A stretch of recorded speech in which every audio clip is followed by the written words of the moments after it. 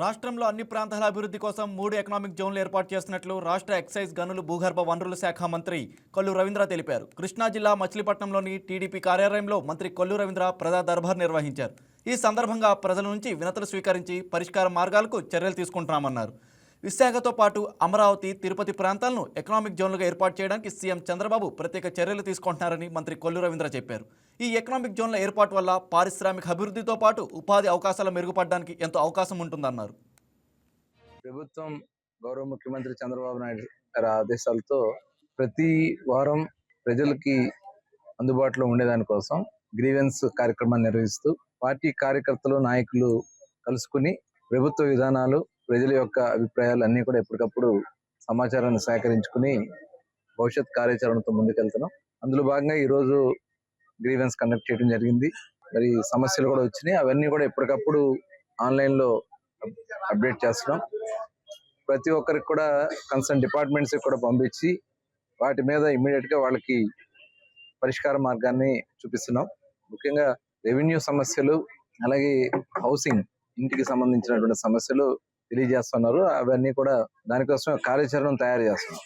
ముఖ్యంగా హౌసింగ్ కి సంబంధించి గత గవర్నమెంట్ లో ఒక ఉద్దేశపూర్వకంగా మరి ఆనాటి ముఖ్యమంత్రి జగన్మోహన్ రెడ్డి గారు G+3 హౌసెస్ అన్నిటిని కూడా ఆపేసి అక్కడ ఆ రోజున డబ్బులు కట్టుకుని అలాట్ అయినటువంటి వాళ్ళకేమో స్థలాల పేరుతో మోసం చేసి ఖాళీ పట్టాలు చేతిలో పెట్టి ఆ స్థలాలు కూడా చూపించకుండా ఇవాళ వాళ్ళందరినీ కూడా అర్థం కాని పరిస్థితిలో ఏర్పాటు చేశారు. అందుకని ఇవాళ దాని మీద దృష్టి పెట్టాం. అలాగే మొన్న ముఖ్యమంత్రి గారు కూడా దాని మీద రివ్యూ చేశారు, ప్లస్ కేబినెట్ కూడా డిస్కస్ చేశాం. ఏదైతే G+3 ఇళ్ళు ఫౌండేషన్ లెవెల్ వరకు వచ్చున్నాయో అవన్నీ ఎలా కంప్లీట్ చేయాలి, ఆగిపోయినటువంటి వాటిని కూడా ఎలా కంప్లీట్ చేయాలనేది ఇవాళ మేము దానికి గౌరవ హౌసింగ్ మినిస్టర్ గారు, అదేవిధంగా మున్సిపల్ మినిస్టర్ గారు ప్లాన్ చేస్తున్నారు. అదే కాకుండా ఏదైతే ఇళ్ల స్థలాల పేరుతో కాలనీలు అని చెప్పి ఆ రోజున విలువ కన్నా కూడా ఎక్కువ డబ్బులు ఇచ్చి బలవంతంగా వైసీపీ నాయకులు పనికిరాని భూములన్నీ కూడా ఆ రోజు హౌసింగ్ లో పెట్టించారు.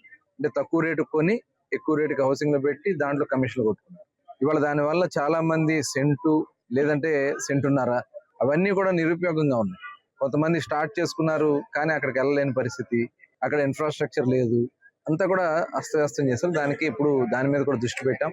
ఇవాళ ఎవరైతే సెంటు భూమి ఇచ్చారో వాళ్ళకి 2 సెంట్లు అర్బన్ ఏరియాలో, రూరల్లో సెంటున్నర ఇస్తే దాన్ని 3 సెంట్లు చేయడానికి ఇవాళ కార్యాచరణ తయారు చేస్తున్నాం. దానికోసమే కలెక్టర్లతో కూడా సమావేశం పెట్టుకుని త్వరలోనే నియోజకవర్గాల వారీగా ఆ సమస్యలు పరిష్కారం చేయడం. అంటే ఆల్రెడీ ఇల్లు స్టార్ట్ చేస్తే దాన్ని మనం ఏం చేయలేం. ఇల్లు స్టార్ట్ చేసుకోకుండా ఉన్నటువంటి వాళ్ళకి ఏ రకంగా మళ్ళీ అది రీఅలాట్ చేయడానికి, ఆ లేఅవుట్స్ అన్ని కూడా కరెక్ట్ చేయడానికి వాళ్ళ కార్యాచరణ తయారు చేసుకుని ముందుకెళ్తాం.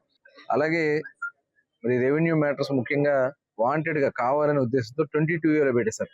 22A అంటే ప్రభుత్వ భూమి. ప్రైవేట్ ల్యాండ్స్ కూడా తీసుకెళ్లి 22A పెట్టారు. లేదా బలవంత పెట్టి భయపెట్టి వాళ్ళ దగ్గర నుంచి దౌర్జన్యంగా లాక్కోవడానికి చేసినటువంటి ప్రయత్నం చేశారు. అవన్నీ కూడా ఇప్పుడు మళ్ళీ కరెక్ట్ చేస్తాం. రికార్డ్స్ అన్ని కూడా కరెక్ట్ చేసి ఇవ్వడానికి కూడా రెవెన్యూ ఒక త్వరలోనే పరిష్కారం చేయాలని ముఖ్యమంత్రి గారు కూడా ఆదేశించారు. ఆ రకంగా జిల్లాలో ఏదైనా ఉన్నా కూడా వాటి మీద దృష్టి పెడతాం. అదే విధంగా ఎకనామిక్ జోన్స్ కూడా ఇప్పుడు ఏర్పాటు చేసే దానికోసం 3 ప్రాంతాలని, అటు ఉత్తరాంధ్రకు సంబంధించి శ్రీకాకుళం నుంచి ఈస్ట్ గోదావరి వరకు విశాఖ ఎకనామిక్ జోన్ రీజియన్ కింద పెడతారు.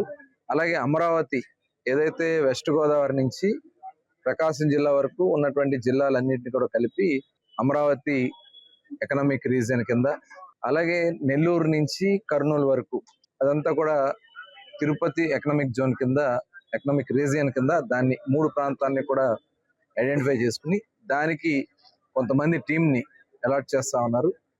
దాని ద్వారా ఎకనామిక్ గా ఆ రీజియన్ ఎలా డెవలప్ చేయాలి, అక్కడ ఉన్నటువంటి వనరులు ఏంటి, సపోజ్ తీర ప్రాంతం ఉంది, పోర్ట్లు ఎన్ని ఉన్నాయి, ఆ పోర్ట్ ని లాజిస్టిక్ గా ఎలా కనెక్టివిటీ చేయాలి, రోడ్ కనెక్టివిటీస్ ఎలా చేయాలి, పరిశ్రమలు ఏ రకమైనటువంటి పరిశ్రమలు ఆ ప్రాంతాల్లో ఏర్పాటు చేయాలి, వచ్చిన ఇన్వెస్ట్మెంట్ ని ఎలా మనం అక్కడ సద్వినియోగం చేసుకోవాలి, దాంతో పాటు అభివృద్ధితో పాటు అక్కడ హౌసింగ్ కానీ ఇలాంటివన్నీ కూడా మొత్తం ఒక. హాయ్ వ్యూయర్స్, ఈ వీడియో మీకు నచ్చినట్లయితే లైక్ కొట్టి షేర్ చేసి YK టీవీని సబ్స్క్రైబ్ చేసుకోండి.